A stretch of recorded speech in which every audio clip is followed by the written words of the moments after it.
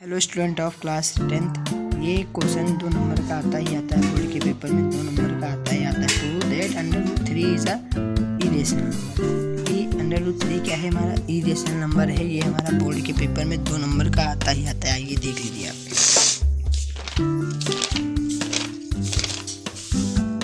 ये देखिए, prove that √3 is a irrational number. देखो 2 नंबर का है बेटा, 2 नंबर का। हिंदी में अब यदि हिंदी मीडियम है तो देख लीजिए, सिद्ध कीजिए कि √3 एक अपरिमेय संख्या है। चलिए आइए सिद्ध करते हैं इसको। आपको एक एक स्टेप बिल्कुल अच्छे से समझाऊंगा। सबसे पहले मान लो इसके उल्टा, अगर ये रेशनल है तो इरेशनल मान लो। कह रहा है इरेशनल है तो इसको रेशनल मान लो। Let √3 is a rational number. इसको रेशनल नंबर मान लो, रेशनल नंबर मान लो। ठीक, अब जब ये रेशनल नंबर है तो √3 p/q होगा। p/q में हमारा p एंड q आर को प्राइम नंबर होंगे। q = ≠0। ठीक, को प्राइम नंबर का मतलब वो होता है कि जिसकी केवल एक एक फैक्टर हो। ठीक, जैसे कि इसका एक एक है, केवल 1 फैक्टर है। केवल जिसका केवल एक ही फैक्टर हो उसको कहते हैं को प्राइम नंबर। ठीक, हमने ये एज्यूशन इसका लिया। ठीक, अब इसको हम दोनों तरफ स्क्वायरिंग कर देंगे। हमने √3 को भी स्क्वायरिंग कर दिया और p/q को भी स्क्वायरिंग कर दिया। दोनों बहुत साइड स्क्वायरिंग कर दिया। ठीक, तो हमारा √3 का स्क्वायरिंग किया तो हमारा 3 आ गया, और p का स्क्वायर किया p², q का स्क्वायर q²।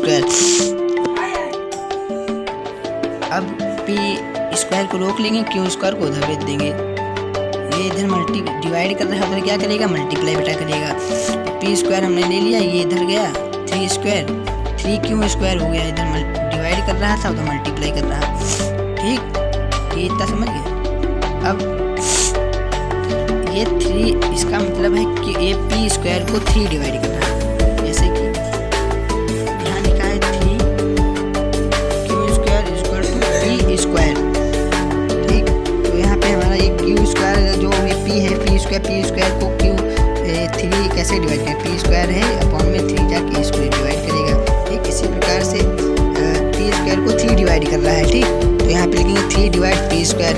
अब जब कोई स्क्वायर नंबर को वो डिवाइड करता है तो p को भी ये डिवाइड करेगा।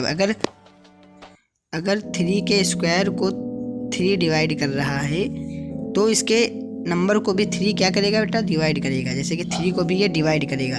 ठीक, जैसे 9 है, 9 को 3 डिवाइड करेगा तो 3 आएगा, और अगर 3 को डिवाइड करेगा 3 तो 1 आएगा। ऐसे ही इसमें ये थ्योरम होती है कि अगर कोई स्क्वायर नंबर को डिवाइड कर रही है तो वो इसको उस डिजिट को भी डिवाइड करेगी। स्क्वायर को डिवाइड किया p² को, तो ये p को भी डिवाइड करेगी। 3 डिवाइड्स आल्सो p, तो p को भी डिवाइड करेगी। ठीक, अब हम p = 3n मान लेते हैं। जैसे p डिवाइड कर रहा है ना 3n, p को 3 डिवाइड कर रहा है ना, तो p = 3n मान लेते हैं। ठीक, अब p दोनों बार स्क्वायरिंग कर देते हैं। इधर भी बहुत side, right hand side and left hand side, बहुत साइड सार स्क्वायरिंग कर देते हैं। ठीक, स्क्वायरिंग किया हमने तो p² और 3 का स्क्वायर किया तो 9n² आ गया।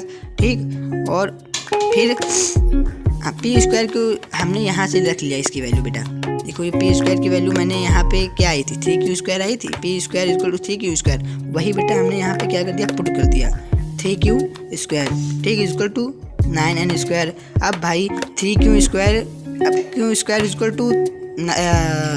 3n² हो गया।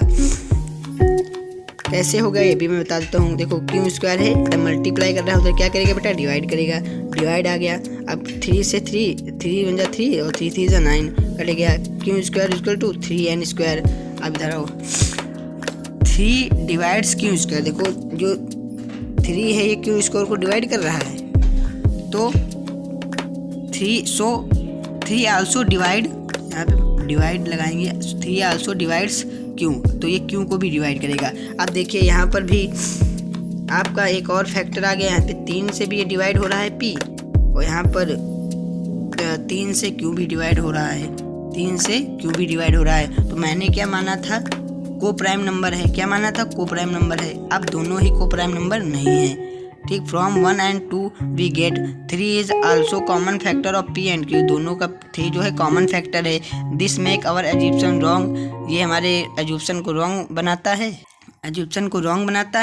This make our assumption wrong, hence √3 is an irrational number. n आएगा यहाँ पे, en।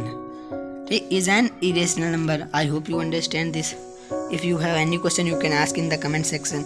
ठीक, देखो यहाँ पर को प्राइम हमने माना को प्राइम जिसके एक फैक्टर हो कॉमन, बस केवल 1 कॉमन फैक्टर हो, लेकिन यहाँ पर 3 भी कॉमन फैक्टर आ गया, इसीलिए हमारा ये एज्यूप्शन मैंने माना था वो गलत हो गया, इसीलिए ये हमारा √3 क्या है बेटा, इरेशनल नंबर है। आई hope you understand this question. If you have any problem you can ask in the comment section. Thank you for watching video.